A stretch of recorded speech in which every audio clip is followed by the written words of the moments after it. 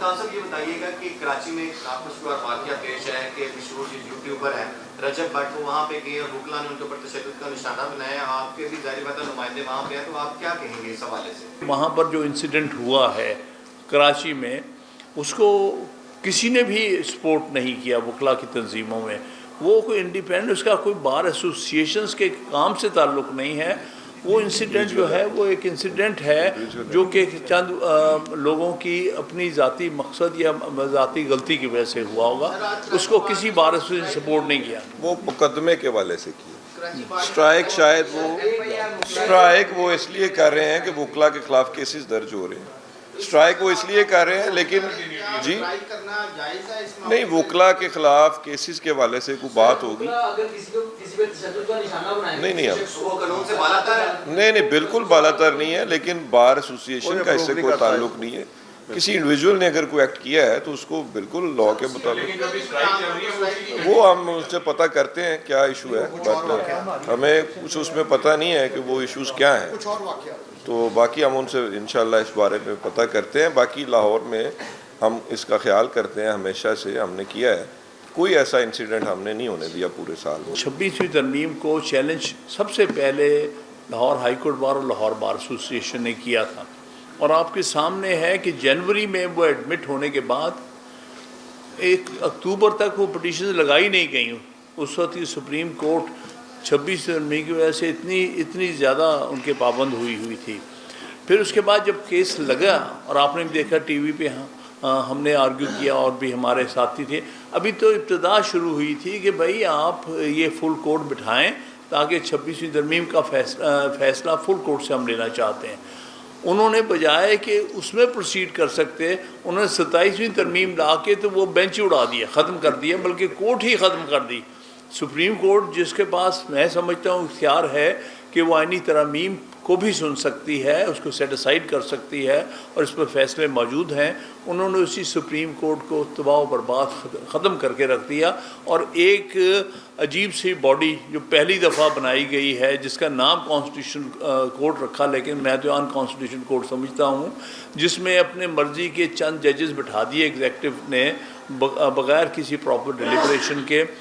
اب معاملہ جو ہے 26ویں ترمیم کا عدالتوں میں جو ہمارے پاس ریمیڈی کا ایک آپشن تھا وہ ختم کر دیا ہے, 27 میں بھی ختم کر دیا, کیونکہ اس کے پاس تو کوئی نہیں جا سکتا. یہ تو پروڈکٹ ہی 27ویں ترمیم کا ہے جس کو یہ فیڈرل کانسٹیٹیوشنل کورٹ کہتے ہیں. 2025 میں ہوا ہے, اس سے پہلے 2024 میں ہوا ہے. وہ پاکستان کی تاریخ کے بھیانک سال ہیں جس میں کہ الیکشنز کے رزلٹس جو تھے وہ راتوں رات بدلے گئے. ایک ایسی حکومت فارم کی گئی جس کو کوئی لیجیٹیمیسی نہیں تھی, اور ان کو زبردستی ملٹری اسٹیبلشمنٹ نے بٹھا دیا.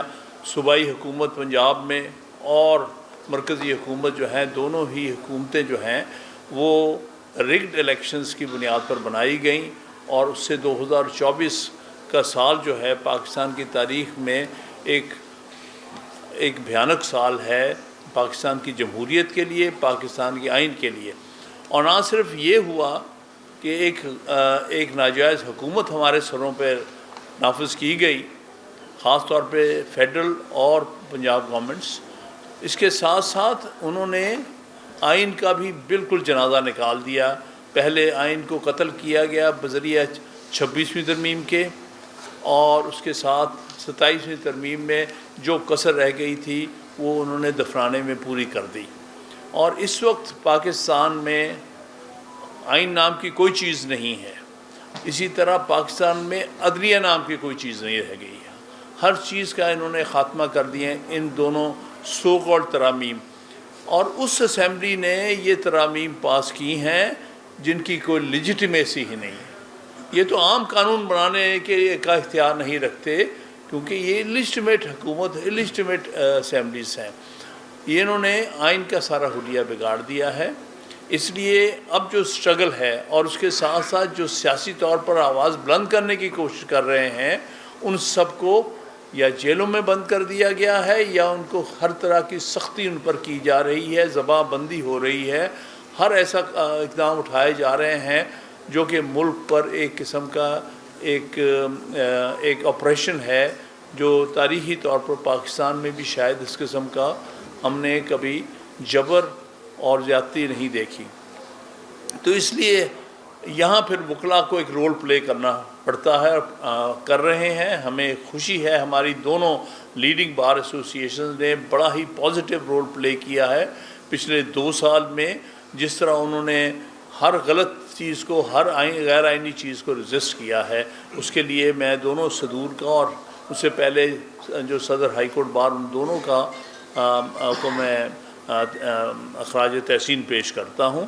اور انہیں ہی کرنا پڑے گا، انہیں ہی لیڈ لینی پڑے گی، کیونکہ جو ایک اور گروپ ہے اس نے تو وہ تو حکومتی گروپ بن کے رہ گیا ہے. ان کا جو لیڈر ہے وہ اس حکومت کا، جیسی بھی حکومت ہے جس کو میں لیجٹیمیٹ نہیں سمجھتا، اس کا لا منسٹر ہے. یہ سارا کچھ کرنے کرانے میں، یہ امینڈمنٹس لانے میں، یہ جو مزید اپریشن جو اس ملک کے اندر ہو رہی ہے اس سب میں ان کا اعلیٰ کار بنا ہوا ہے.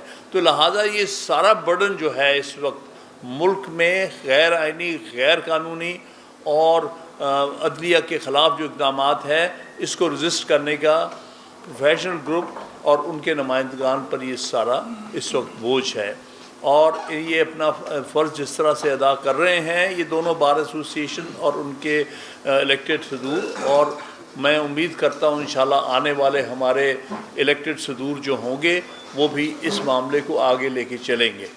تو یہ اس کے لیے آپ کو آج ہماری دونوں بار ایسوسیشنز نے آپ کو تکلیف دی ہے، اور یہی ہم امید کرتے ہیں انشاءاللہ تعالیٰ ان مقاصد کو آگے لے جاتے ہوئے اس ملک میں ایک دفعہ پھر آئین کی سربلندی اور قانون کی حکمرانی اور پاکستان میں آزاد عدالتی نظام قائم ہوگا، جو کہ اس وقت کوئی رول آف لا، کوئی سپریمیسی آف کانسٹیٹیوشن اور کوئی انڈیپینڈنٹ جوڈیشری اس ملک میں باقی نہیں رہی ہے.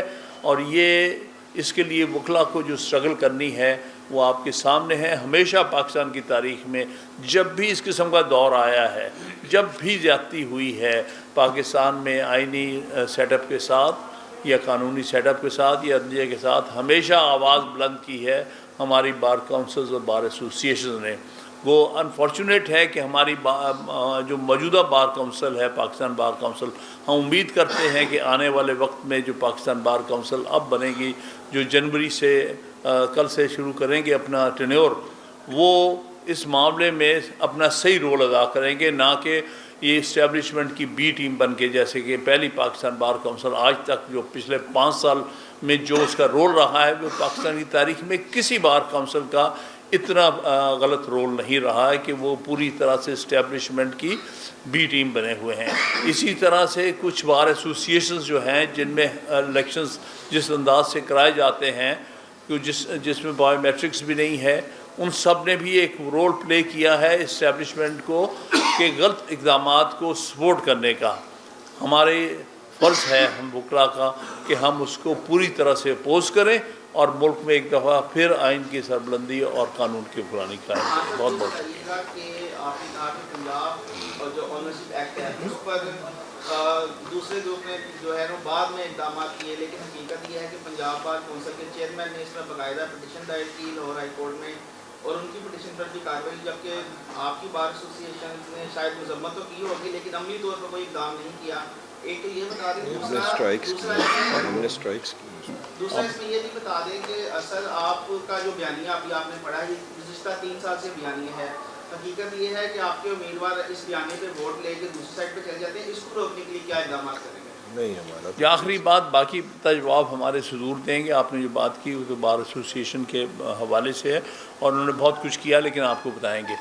جہاں تک دوسری طرف جانے کا تعلق ہے، یہ بات کبھی نہیں ہوئی بار ایسوسیشنز کی حد تک جو ہمارے ہاں ایک ہوا، ایکسیپشنز ہوئی ہیں بالکل، جن کو انہوں نے لالچ ان کو اسٹیبلشمنٹ نے خریدا ہے. مثال پر اسلام آباد ہائی کورٹ بار کا جو صدر تھا وہ واقعی ہمارے چوائس تھی، لیکن ہمیں نہیں پتہ تھا کہ اسٹیبلشمنٹ اس طرح کے پیسے اور اس طرح کے استعمال کرے گی.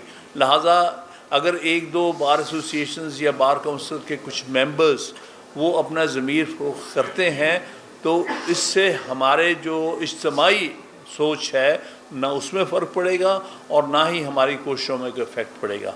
बाकी आप अच्छा, 2 पटिशन्स का मैं बता दूं कि वो पटिशन्स तो मेरी भी 2 जो इकट्ठी सब जॉइंटली वो टेकअप हुई थी, उनमें 2 पटिशन्स मेरी भी थी। तो हम तो एज ए ग्रुप कर रहे हैं ना कि एज ए ग्रुप वो पूरी तरह फैसिलिटेटर हैं इन तमाम तरामीम में, और किसी भी जो नया ऑर्डिनेंस आया उन्होंने कभी कंडेम नहीं किया, बल्कि हमने अपने इस फोरम से स्ट्राइक्स भी की।